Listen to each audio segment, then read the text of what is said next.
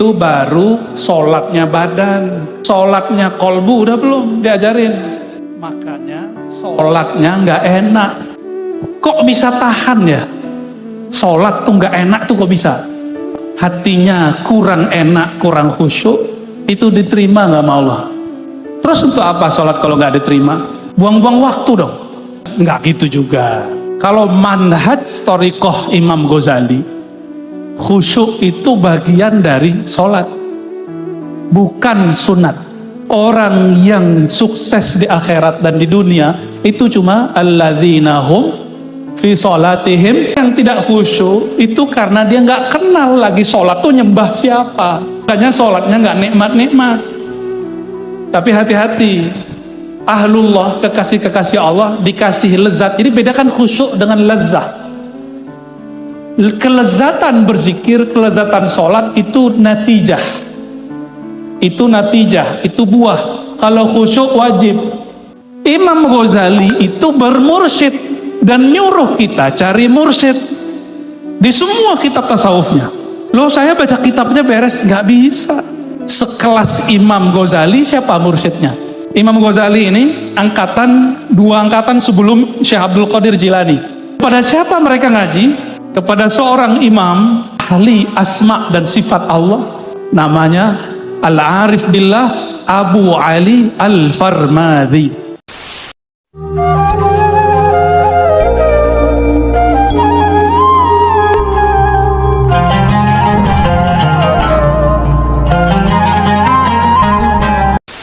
Ya. Karena kiai saya, Kiai NU yang full, beliau nggak pernah ngajak ngomong bahasa Indonesia, apalagi bahasa Jawa. Kata beliau, al-khidmah bil arabiyah. Akhirnya walaupun wajah-wajah Indon, kata orang Malaysia, insya Allah lisannya Arabiyah, lisanun Arabi, insya Allah ya. Alhamdulillah dari 2008 sampai tahun ini kami diizinkan Allah mengajar pakai bahasa Arab ya, alhamdulillah. Tapi saya kuliahnya lebih banyak di Indonesia, bukan di sana ya. Dan kita berdoa semoga beberapa tahun ke depan Indonesia menjadi pusat kajian Islam sedunia, terutama pesantren-pesantren Nahdiyin, amin. Wa akhassul khusus jam'iyah thariqah Nahdiyah yang mu'tabarah mesti dimunculkan ke atas jatman ya.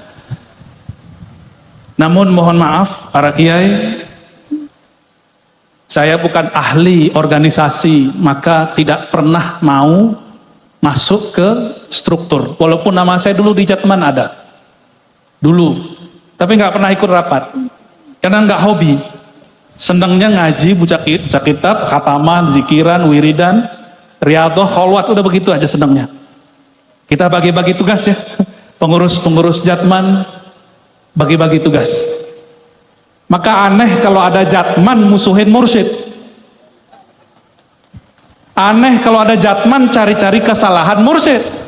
Kualat ente nanti ya. Karena mursyid itu ada mursyid yang wali, ada yang mursyid yang wadalnya Bali. Hati-hati ya.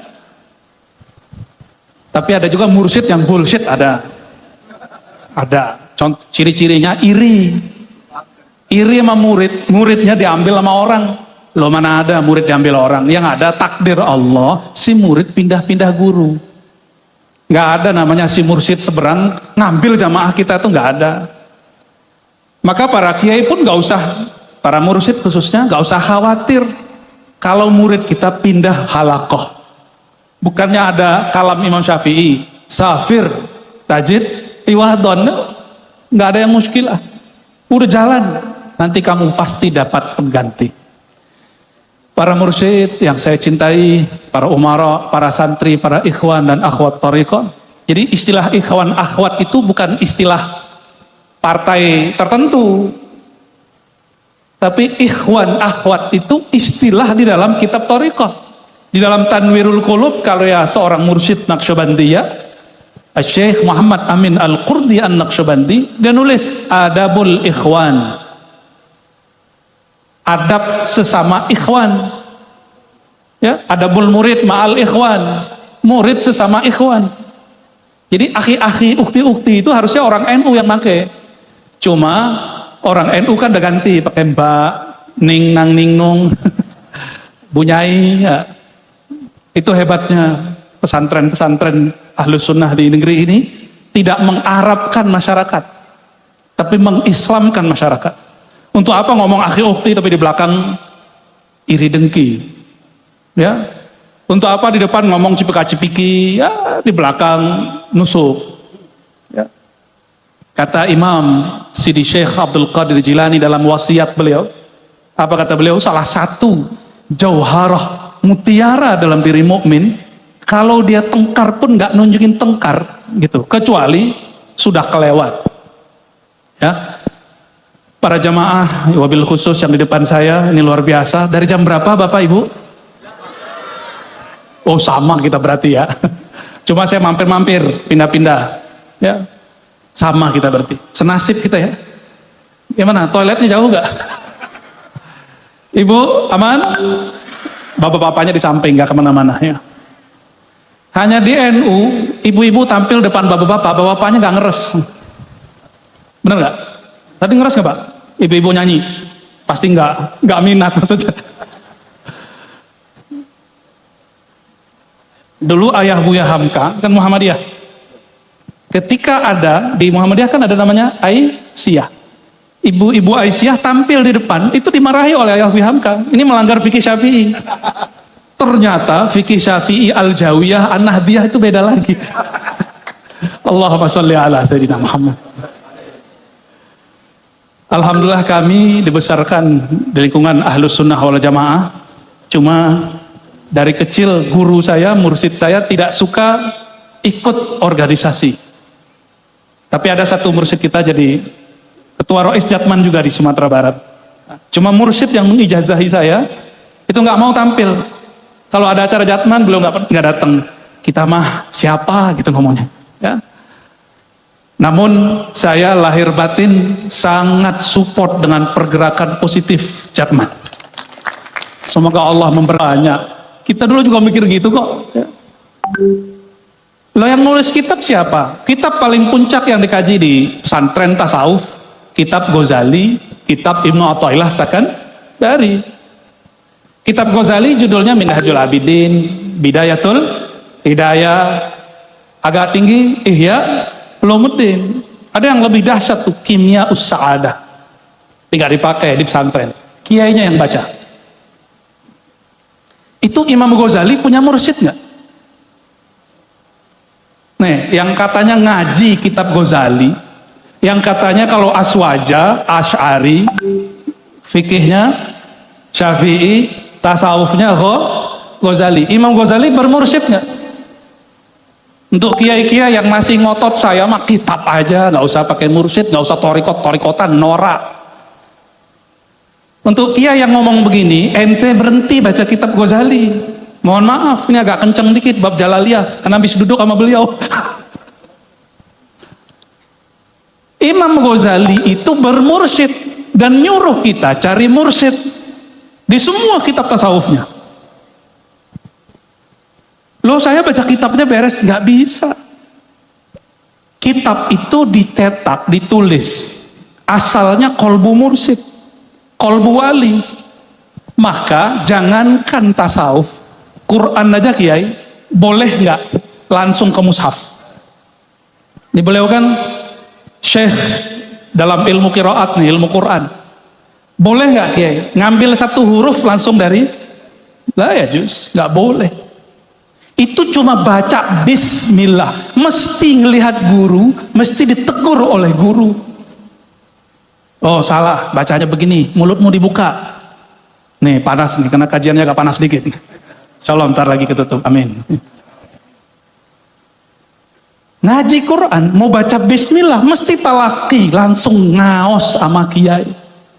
Masa mau merasakan rahasia bismillah, nggak mau ngambil dari kolbu kiai.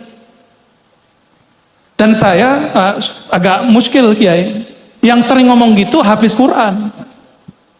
Mohon maaf kalau ada yang hafiz Quran. Yang sering ngomong torikot saya, Quran itu benar, tapi jangan digunakan untuk membatalkan orang bertorikoh. Ya, jangan khair yuridu bihi syarr, jangan begitu. Jadi para kiai, para jamaah, ikhwan, akhwat torikoh, sekelas Imam Ghazali siapa mursyidnya? Imam Ghazali ini dua angkatan sebelum Syekh Abdul Qadir Jilani. Syekh Abdul Qadir punya banyak mursyid, salah satu mursyidnya Al-Imam Yusuf Al-Hamadani. Yusuf Al-Hamadani ini teman sesama ikhwan Imam Ghazali. Berarti satu angkatan sebelum Syekh Abdul Qadir ya. Kepada siapa mereka ngaji? Kepada seorang imam ahli asma dan sifat Allah, namanya Al-Arif Billah Abu Ali Al-Farmadi. Siapa nama mursyid Imam Ghazali? Abu Ali Al-Farmadi. Boleh Farmadi, sampai di Pulau Jawa Permadi. Serius ya, Permadi itu kakek moyang dia Naqsyabandi, cuma dia jadi dukun, jadi paranormal. Abu Ali Al-Farmadi mentalkin Imam Ghazali nama Allah satu-satu, Allah Rahman Rahim, satu-satu diajarin. Maka Imam Ghazali terlalu kecil kalau disebut dia Naqsyabandi, terlalu kecil disebut dia Qadiri. Enggak, semua thariqah bijinya ada pada diri dia ya? Dan itu disebutkan namanya di Ihya Ulumuddin dan disebutkan dalam kitab Al-Maqsad Al-Asna. Jadi para kiai, kalau selevel maha kiai Imam Ghazali bermursyid, terus kita kiai apa? Kalau santri, kita santri apa? Nggak bertorikoh. Nah itu pahitnya. Sholawat dulu mas. Sholawat dulu bentar biar adem ya. Di situ adem, di bawah tetap gerak. Yang penting hatinya adem ya. Kalau tadi yang kencengnya, sekarang yang halusnya ngajinya. Ya. Bapak Ibu, mau nggak makan tapi nggak ada bumbunya?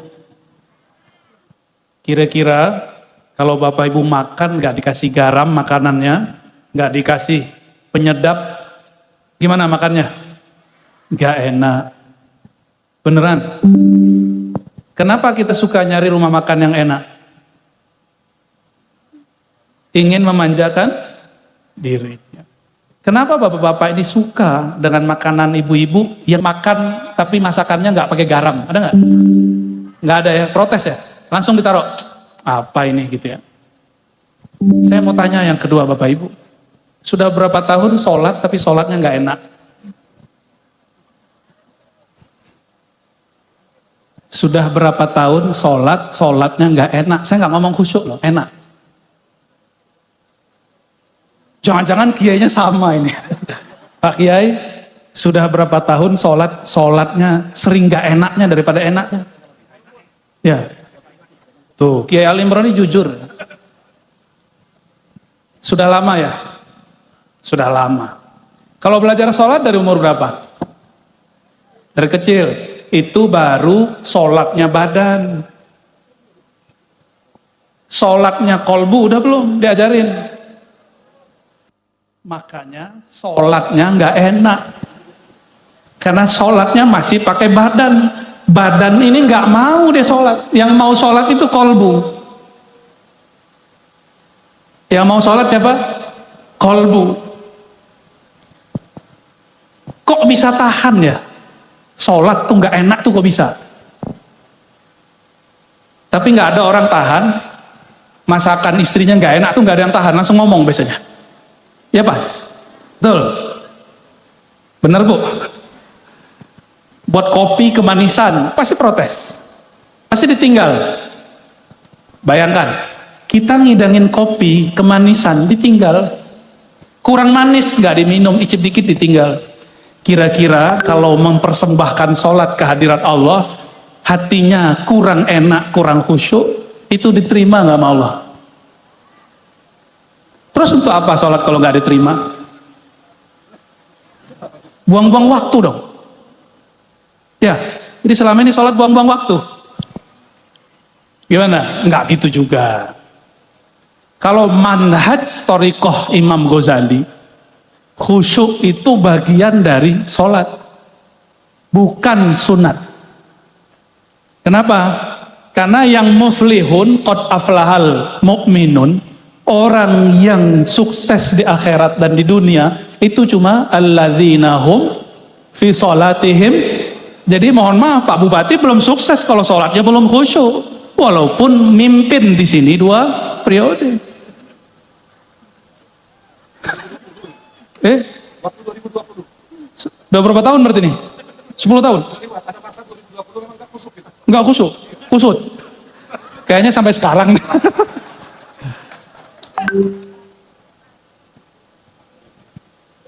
Kok ada orang tahat sholat nggak enak, itu heran.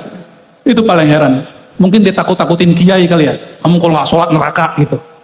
Oh, hikam, orang yang datang kepada Allah, yang menunaikan tugas dari Allah itu ada 2. Pertama, ahlu taklif, orang syariat, orang zahir baca kitab bahwa sholat itu wajibatun, wajib. Kalau nggak dikerjain, uqiba, diiqab. Ini bahasa fikih itu bahasa serem, ngancem-ngancem isinya. Yu'aqabu ala tarikihi, diiqab orang yang meninggalkannya. Itu bahasa fikih. Bahasa apa? Fikih. Maka wajar kalau kiai-kiai ini sebagian agak horor, cari lawan terus. Kalau ada juga lawan, dilawan sama dia. Apalagi di jamiah ada namanya bahsul. Bahsul masail itu terjemahan harfiahnya cari-cari masalah. Pantes nggak orang Jatman nyari-nyari masalah sesama mursyid? Nggak pantas. Ada yang begitu. Pengurus Jatman cari-cari masalah sesama mursyid. Karena dia ngerasa thariqat dia paling mu'tabaroh, yang lain tidak. Ya salah. Ya. Ini muncul kiber. Kiber itu sederhana aja, merasa thariqatnya lebih benar, yang lain kurang, atau si anu si fulan kurang. Saya mau tanya pada kiai, kalau kita melihat ada satu kelompok tarekat muncul nih di Sumatera Selatan, satu aliran zikir thariqat ngomong aneh-aneh, dimusuhi atau dirangkul? Saya mau lihat nanti nih. Raisobiyah, ide nakal. Bahsul masail yang di jam'iyah nggak usah dimasukin ke Jatman. Di Jatman itu bukan bahsul masail, tapi silaturahim.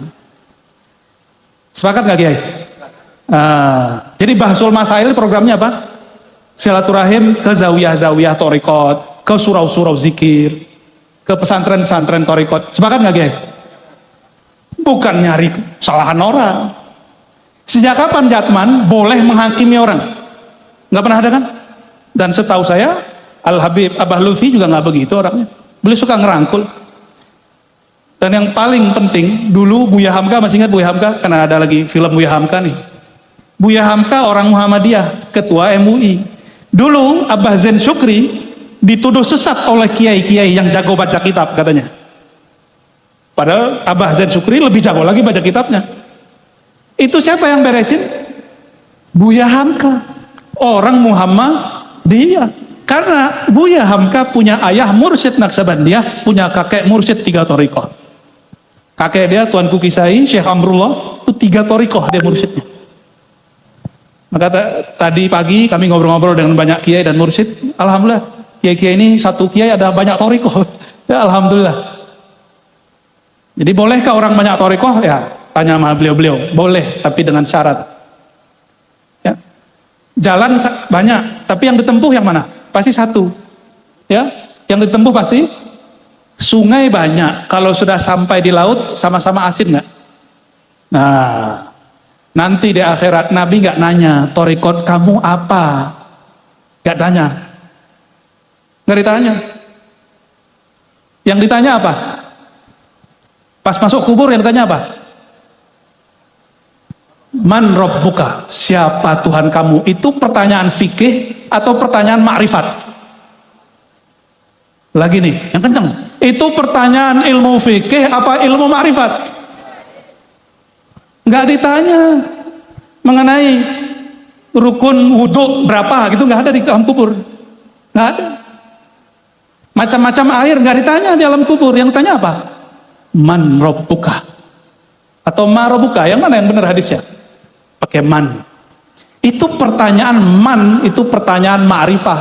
Dari am ke khos. Siapa Tuhanmu? Ma'rifat bukan? Atas dasar itulah ulama kita sepakat dengan satu kalam. Awaluddin ma'rifatullah. Awal beragama itu dimulai dari mengenal Allah. Maka masuk dunia diazankan, masuk kubur ditanya man rabbuka. Itulah rahasia kenapa beberapa kiai NU buat bid'ah, mengazankan atau mentahlilkan jenazah. Kan kata kawan kita bid'ah, benar nggak? Bid'ah nggak tuh? Bid'ah menurut orang sono, menurut kita enggak. Ya. Pertanyaan keduanya apa dikubur? Nah, satu riwayat man nabiuka. Berarti itu ma'rifatur rasul, ma'rifatun nabi. Jadi dua ma'rifat yang wajib dibawa ke dalam kubur. Saya mau tanya, yang hadir di depan saya siang yang penuh berkah ini, alhamdulillah ini doa para kiai. Ya, ini doa, pasti beliau ada sirnya tadi yang berdoa, ya Allah ini gerak, kasihan jamaah, tolong gerakkan. Itu ya doanya, itu wali itu. Karena dia nggak mikirin dirinya sendiri, dia mikirin jamaah. Ciri-ciri wali begitu. Wali itu orang yang suka nolong. Karena nggak punya duit kayak Pak Bupati, punya doa. Itu hebatnya. Coba dikasih duit 5 juta, nggak cukup. 10 juta, nggak cukup. Ini orang terlalu banyak. Tapi pas dikasih awan, seneng nggak? Alhamdulillah.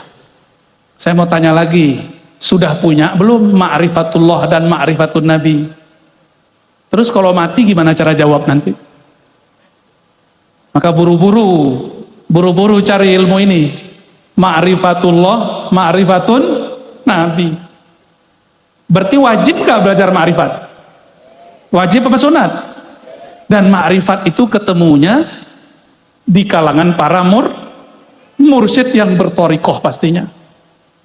Oleh karena itu bertorikoh sunat apa wajib? Ayo yang kenceng. Bertorikoh sunat apa wajib? Wajib, bukan sunat. Yang ngomong begitu langsung Syekh Muhammad Amin Al-Qurdi. Jadi kalau nggak bertorikoh gimana? Dosanya bukan dosa zahir, dosanya dosa batin. Secara fikih tidak berdosa, tapi secara batiniah, secara hakikat dia disebut jahilun billah. Bapak Ibu, ada satu hadis, mau jadi wali Allah nggak? Mudah Pak, jadi wali Allah itu gampang. Dengerin hadisnya, hadis qudsi, hadis Sahih Bukhari. La yazalu abdi yataqarrabu ilayya bimaftaradtuhu alaih. Senantiasalah hambaku istiqamah mendekatkan dirinya kepadaku dengan yang aku wajibkan. Kalau ahli fikih ngomong wajib apa aja? Pasti sholat lagi, ya kan? Sholat. Tapi sholatnya nggak pernah enak. Kecuali lagi dompetnya tipis, lagi kena musibah itu bisa nangis. Nangisnya bukan karena dia sholat, tapi karena dompetnya tipis. Jadi bertuhannya matre. Kenapa Kiai? Pak Bupati dibentak istri. Waduh, Pak Bupati curhat, dibentak istri nangis. Yang ada ibu-ibu dibentak suami nyolot. Allahumma sholli ala sayyidina Muhammad.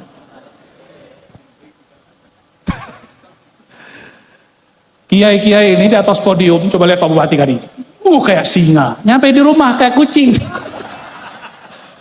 Allahumma sholli ala sayyidina. Kalau nggak begitu, udah kayak harimau ketemu harimau, nggak seru rumah begitu. Mesti kita kayak kucing ya, disiram begini aja udah. Ya, saya mau tanya lagi. Jadi bertorikot wajib atau bukan? Kenapa? Karena itulah satu-satu jalan yang normal, bukan yang majzub. Mau majzub Pak, kayak Wan Sehwan?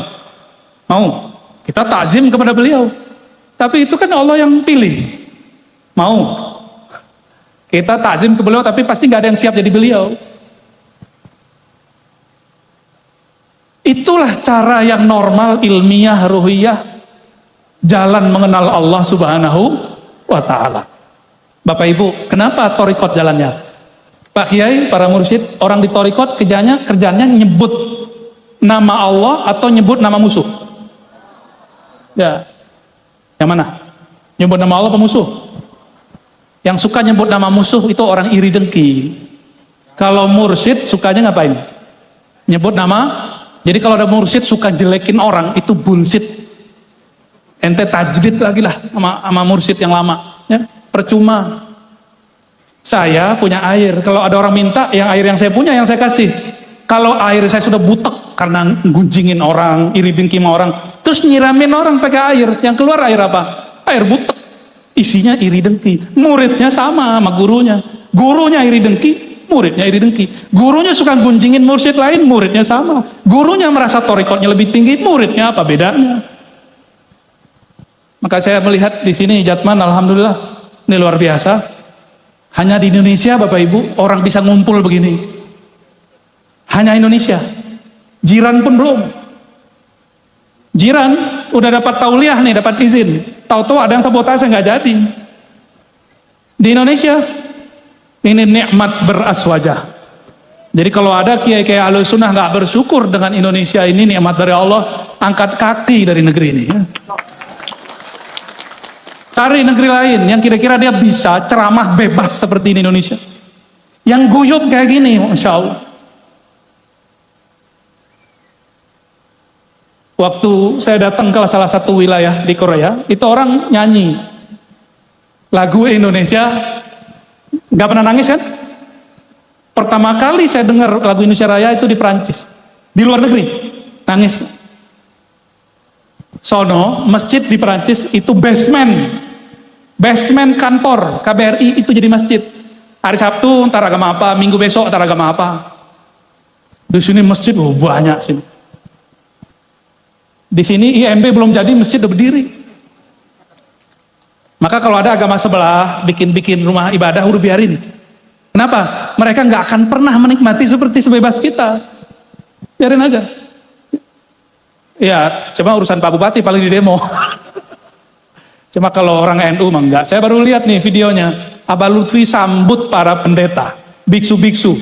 Dikawal oleh banser-banser, Masya Allah. Selamat buat banser. Ya. Kenapa Abah Lutfi bisa begitu? Karena di kolbunya tidak ada kebencian. Karena beliau bertorikoh. Kalau cuma ngaji fikih, mohon maaf. Atau gaya fikih dibawa ke torikoh, mohon maaf. Beda, jangankan beda agama, beda torikoh aja. Serang. Benar gak? Mohon maaf para ahli kitab ya. Mohon maaf, samping saya ahli kitab semua, jadi banyak yang dukung. Allahumma sholli ala sayyidina Muhammad. Jadi kalau benar orang-orang Nahdiyin beraswaja, manhaj tasawufnya manhaj Imam Ghazali nyuruh cari mursyid. Sepakat? Mulai cari mursyid? Yang belum, cari mursyid. Cari mursyid itu bukan sembarangan, dia lebih ribet daripada nyari jodoh. Kalau jodoh bisa bercerai, nggak dicerai hidup, dicerai mati. Kalau sama mursyid nggak ada namanya cerai. Yang ada murid durhaka ada, nggak ada. Maka ciri-ciri nih, boleh nggak murid pindah ke mursyid lain? Boleh, tapi ada satu syarat. Mau dengar syaratnya? Ini yang berkalam Imam Sya'rani. Syaratnya satu saja. Atau Sidi Ahmad Al-Ghumus Qanawi, satu saja. Tidak membicarakan keburukan mursyid yang lama. Mau? Jadi boleh pindah mursyid, pindah torikot, tapi jangan jelekin torikot yang lama. Jangan jelekin zawiyah surau pesantren yang lama. Ya. Itu murid yang sodik. Apa arti murid yang sodik? Santri yang sungguh-sungguh jujur istiqomah. Kalau enggak, murid kazib. Murid yang ya dalam ilmu torikoh loh ya. Dalam toriko, kalau dalam ilmu fikih biasa orang beda dan musuh-musuhan. Dalam ilmu hadis, Imam Muslim kemudian melawan gurunya Imam Zuhri, ahli hadis itu biasa, begitu. Tapi di torikot setahu saya nggak ada. Ya, Bapak Ibu yang makan Allah, karena di depan kita ada kitab hikam, mau dengar hikmah nggak? Mau? Ya satu atau dua lah ya. Kalau sempat dua, kalau nggak satu. Sebelumnya mari kita baca surah Al-Fatihah. Mari sama-sama kirimkan untuk baginda Nabi Muhammad SAW dan pengarang kitab Al-Hikam dan semua mursyid, semua imam tariqah. Ila ruhin Nabi SAW wa ila jami ahli turuq sufiyah wa la immati turuq as-sufiyah wal mursyidin wa al-ikhwan wal akhawat wa khususan al-imam al-arif bila ta'ala Sakandari qadasallahu asrarahum. Al-Fatihah. Bismillah. Ya Bismillah. Warahmatullahi wabarakatuh. Amin. Qala, berkata Ibnu Athaillah, man ittala'a, ini jilid juzuk kedua, hikmah nomor 4 ya, 1, 2, 3, 4. Silakan dicari nanti di rumah para kiai yang biasa baca kitab, juzuk 2, hikmah keempat. Man ittala'a ala asraril ibad wa lam yatakhallaq birrahmatil ilahiyyah kanat tila'uhu fitnatan alaihi wa sababan lijarril wabal ilaihi. Nah, coba dengarkan. Ya, perhatikan. Manit tola'a. Siapa yang ini untuk politisi cocok, untuk kiai cocok, untuk beda thariqah cocok. Ini cocok, coba dengerin. Ini penting. Manit tola'a. Siapa yang nilik bahasa Melayu, melirik, melihat, mengetahui ala asraril ibad, terhadap rahasia orang lain dari hamba Allah. Kita tahu nih rahasia itu bisa jadi kesalahannya, kekurangannya, aibnya. Kalau dalam bahasa tasawuf disebut apa? Kasyaf. Apa bahasa tasawufnya? Kasyaf. Ya. Kasyaf itu artinya penyingkapan. Kalau mata ditutup bisa lihat ke depan nggak? Coba tutup Bapak Ibu, sebagian aja. Nah tutup. Bisa lihat nggak? Nggak bisa. Kalau kolbu ditutup, bisa ngelihat nggak kolbu orang? Jadi hati-hati sama ahli kolbu, dia tahu kolbu orang lain. Bagi ahli kolbu orang lain bukan gaib. Tapi bagi akal, isi kolbu gaib. Tapi bagi ahli kolbu, isi kolbu orang nggak gaib. Ini rahasia mursyid ahlul qulub. Tidak semua mursyid. Hanya mursyid yang ahlul qulub. Mursyid yang tajam kolbunya, kolbu orang di depan bahkan sepenuh ini Allah izinkan bisa melihatnya. Diizinkan bisa. Kenapa? Kalbu itu gaib, maka dia tahu yang gaib. Mata ini zahir, hadir, maka dia tahunya yang zahir dan hadir.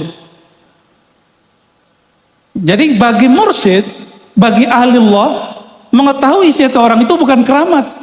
Itu main harian, itu mainan harian, udah bosen. Contoh, ini beliau kalau dengerin orang baca Quran, hatta kiai pasti tahu kurang matnya di mana. Bener gak kiai? Geli nggak kiai?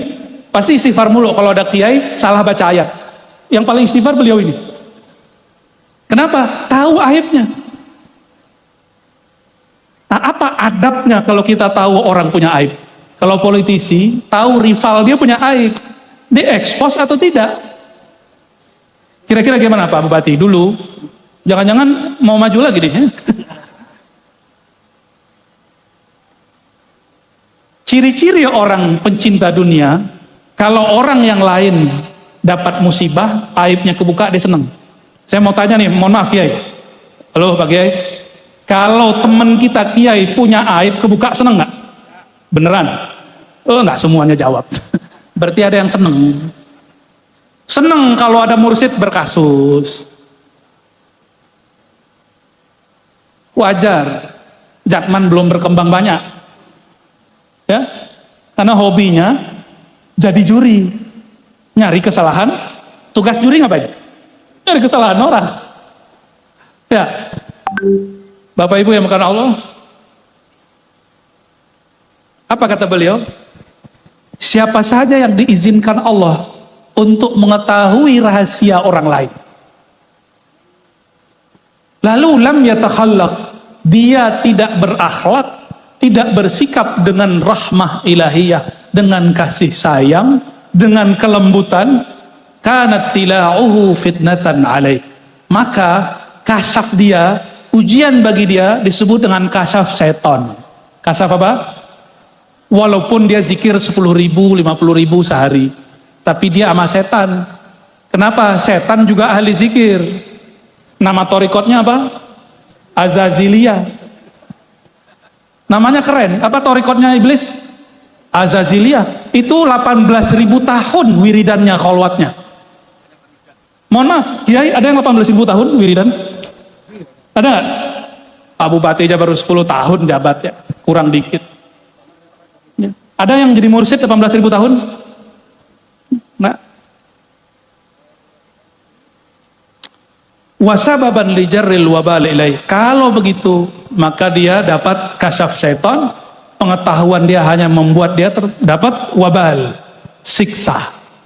Ya, maka berdasarkan ini para kiai, para teman-teman semua, ikhwan, akhwat, aib siapapun yang tampak pada diri kita, kita tutup.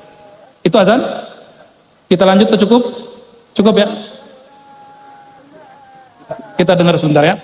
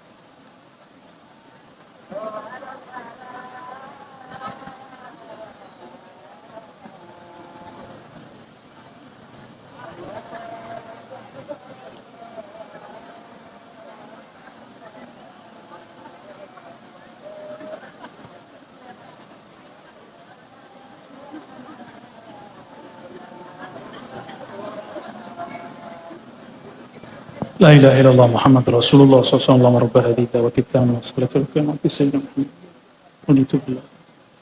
Ya, kita teruskan sedikit. Bapak Ibu yang makan Allah, apa kata Imam Notailah Sekandari? Ini pesan untuk kami, para mu'alim, untuk para kiai, juga pada para ikhwan, ya, para jamaah. Kalau suatu saat ada aib, ada keanehan di kawan-kawan kita, itu kita buka atau kita tutup. Ini biasanya kita sering ngomong begini, aku kasih tahu lo ini rahasia. Kalau dikasih tahu rahasia nggak? Itu pembatalan rahasia. Mohon maaf, kita kalau punya teman ember, mau nggak nyimpen rahasia ke dia? Nggak mau. Itu baru kita, itu sifat jalaliyah kita namanya. Kira-kira Allah Ta'ala maukah, ridhokah nyimpen rahasia ke kolbu yang ember, mau nggak? Jadi kenapa ada mursyid yang rahasianya banyak, ada mursyid yang rahasianya sedikit, bahkan nggak punya rahasia, bahkan nggak dipercaya lagi oleh Allah karena dia tidak mampu nyimpen rahasia. Allah nggak suka sama dia. Ntar kalau sama dia ember, sama dia diem aja. Akhirnya orang-orang seperti ini nggak diberi sir oleh Allah, nggak diberi rasa oleh Allah, tidak diberi khusyuk. Dulu Nabi Ibrahim itu setiap malam Isra. Nih di kitab ini, di syarah Imam Ibn Abbad. Nabi Ibrahim setiap malam Isra. Maka kalau ada orang nanya, secara ilmu hadis Nabi berapa kali Isra? Mi'raj? 5. Tapi secara ilmu hakikat Nabi Isra setiap sholat. Nabi Isra Mi'raj setiap sholat. Muncullah kaidah as-sholatu mi'rajul mukmin. Sholat itu mi'rajnya mukmin. Sayyid bukan jabatan kerasulan. Jadi kalau Nabi sholat bisa masuk ke dalam alam sana, kita mestinya bisa begitu juga. Itu sebabnya ini berat bagi para mursyid, berat. Kata Imam Sya'rani dalam Al-Anwar Al-Qudsiyah, ya, apa kata beliau? Kalau ada mursyid ketemu mursyid yang dia tahu makomnya lebih tinggi, ma'rifatnya lebih dalam, ambil dari dia, jadi murid kepadanya. Jadi nggak boleh stagnan berhenti di satu toriko. Nggak siap ya maksudnya. Takut muridnya pindah ya? Nggak bakal pindah. Justru muridnya lihat guruku tawaduk ya. Apalagi aku gitu harusnya. Gimana? Ada mas-mas kalau lagi sholat diizinkan Allah masuk surga, ada nggak? Jadi benarlah kata Abdullah bin Amr dalam Sunan Tirmizi, awwalu ma yuqbadu yawmal qiyamah qabla yaumil qiyamah al khusyu'. Yang pertama dicabut oleh Allah di akhir zaman khusyuk. Sehingga nggak ada mau kiai nggak khusyuk, mursyid aja sulit, apalagi murid. Kenapa orang sulit khusyuk? Karena nggak kenal dia lagi berhadapan sama siapa. Mohon maaf, kalau Pak Bupati datang, tapi orang nggak tahu itu Pak Bupati, dicuekin nggak? Nggak, pernah nggak Bupati? Seneng nggak kalau lagi ke pasar orang nggak tahu? Seneng nggak? Nyamar, seneng. Itu justru seneng. Tapi kalau lagi acara begini, datang terus nggak ada nyambut gimana? Nggak seneng. Orang cuek, Bupati biarin, dia Bupati. Nggak seneng, pasti nggak seneng. Kenapa ini rakyatnya Pak Bupati ini takzim? Karena kenal. Kalau tidak kenal, tidak akan ada penghormatan. Coba Pak Kiai datang, nggak pakai baju kebesaran, sarung, ya. Sarungnya ada merek tertentu kan, biar beda sama jamaah biasanya. Maka saya hari ini datang nggak pakai merek, pakai rida biar keren, biar disebut Kiai, ya kan? Supaya kalau datang, wah, cium, ya benar. Dulu pengalaman begitu, ya. Pengalaman dulu begitu. Kalau mau datang ke majelis, banyak-banyakin nih peralatannya, biar disebut ustaz. Sekarang malah nyesel. Ke mall aja nggak bisa makan, ya. Mau makan, nah, makanya saya kalau masuk pasar, masuk mall copot kopiah. Bukan khawarimul muru'ah, tapi seperti Pak Bupati lagi nyamar. Apa maksud kalam tadi? Kita hormat sama kiai karena kita kenal kepada dia. Hormat sama bupati karena kita kenal sama dia. Kalau nggak kenal nggak hormat. Khusyuk itu nau'un min al-ihtiram. Khusyuk itu salah satu bentuk ekspresi hormat. Orang yang tidak khusyuk itu karena dia nggak kenal lagi sholat tuh nyembah siapa. Itu. Makanya sholatnya nggak nikmat-nikmat. Tapi hati-hati. Ahlullah, kekasih-kekasih Allah, dikasih lezat. Jadi bedakan khusyuk dengan lezat. Kelezatan berzikir, kelezatan sholat itu natijah. Itu natijah, itu buah. Kalau khusyuk wajib. Khusyuk itu nggak mesti ada lezahnya. Kalau khusyuk, contoh, waktu kita nyantri atau Pak Bupati punya bawahan, kalau lagi jalan itu kan pada nunduk semua. Nyaman nggak nyaman mesti nunduk. Kenapa? Kenal kepada beliau. Sama kepada Allah juga begitu. Nyaman nggak nyaman, nikmat nggak nikmat sholatnya, tetap kita sujud. Karena kita nggak nyembah nikmat, kita nyembah sang pemberi nikmat. Kita nggak nyembah lezat, nggak nyembah khusyuk, kita nyembah Allah yang memberi rasa lezat itu. Cukup ya? Udah panas? Beneran, udah begini mulu. Nabi Ibrahim, ini penutup. Nabi Ibrahim tiap malam Isra. Tiap malam naik ke langit. Ketika turun, dia lihat. Apa yang dia lihat? Ada orang berdosa. Apa kata Ibrahim? Allahumma ahlikhu. Nih orang ahli tauhid biasa begini nih. Ahli kalam biasa begini. Ahli tauhid begini Pak. Kalau melihat ada orang maksiat, orang durhaka, apa kata dia? Allahumma ahlikhu. Ya Allah hancurkan ini orang yang maksiat. Ini warisan Nabi Ibrahim sebelum diberi pelajaran oleh Allah. Naik lagi malam besok. Begitu lagi. Ya Allah ahlikhu. Mati semua itu. Satu kampung mati. Jadi kenapa banyak bencana dulu di masa-masa sebelumnya? Itu karena doa para nabi. Nabi-nabi doa Pak. Karena umatnya nyakitin Nabi nggak tahan, doa dia, hancur umat itu. Nabi Muhammad disakiti orang Taif, angkat tangan nggak? Doa nggak? Enggak, makanya nggak turun azab ke Taif dan Mekah. Kalau nggak itu Mekah udah ditutup sama gunung Taif, bukit Taif. Ini beda Sayyidina Muhammad dengan Sayyidina Ibrahim. Walaupun lahirnya belakangan, tapi lebih tua daripada Sayyidina Ibrahim. Sayyidina Ibrahim naik lagi. Lihat lagi orang buat maksiat dengan semua maksiat, mulai dari judi, LGBT, itu udah lihat sama dia. Apa kata beliau? Allahumma damirhu, ya Allah hancurkan dia, hancurkan mereka. Detik itu turun musibah. Jadi kenapa di masa dulu banyak musibah? Umatnya maksiat, nyakitin para nabi, nabinya nggak tahan. Coba lihat, Nabi Nuh berapa lama musibah nggak turun? 950 tahun. Kenapa? Beliau nggak ngangkat tangan. Tapi tahun 950 sabarnya hilang. Angkat tangan.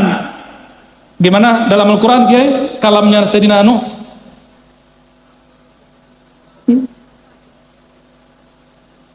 Apa doa beliau? Lobby la tazar. Itu Nabi.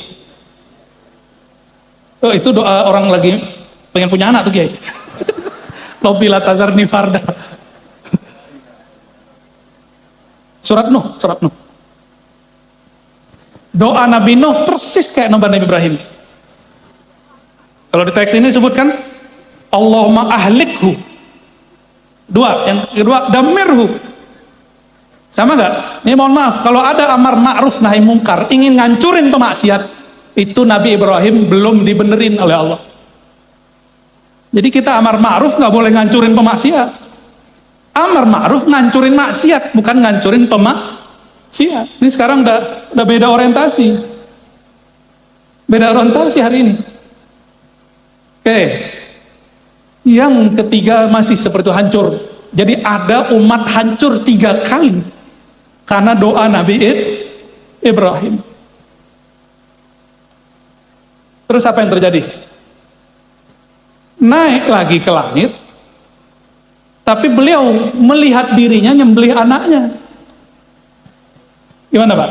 Ru'yal anbiya wahyun, mimpi para nabi wahyu, benar? Mimpi para nabi wahyu. Malam besok lihat lagi. Malam besok lihat lagi doa, ya Rob, hadza waladi, hadza abdun min ibadika. Ya Rob, ini anakku. Kalau engkau perintahkan aku nyembelih, kasihan ya Allah. Di situ Allah berkalam, ya Ibrahim, ente lupa, ini baru 1 anak, kamu sudah bilang hadza waladi, ini anakku, ini santriku. Lo yang kemarin kamu doakan banyak orang hancur, emang itu bukan hamba Allah, abdun min ibadika. Hamba engkau juga ya Allah. Akhirnya Nabi Ibrahim tobat di situ. Maka beliau ketika sadar langsung kasih tahu kepada siapa? Anaknya Sayyidina Ismail. Mau dapat pelajaran begitu? Kan nggak mau kita. Maka Bapak Ibu yang bukan Allah, penutup saya bacakan hadis yang biasa dibacakan ahli hadis. Disebut al-hadis al-musalsal birrahmah atau bil awwaliyah. Apa kata baginda sallallahu alaihi wasallam? Semua guru mengatakan begitu. Hadza awwalu ma sami'tu. Ini yang pertama aku dengar, terus sampai kepada Imam Sufyan bin Uyainah.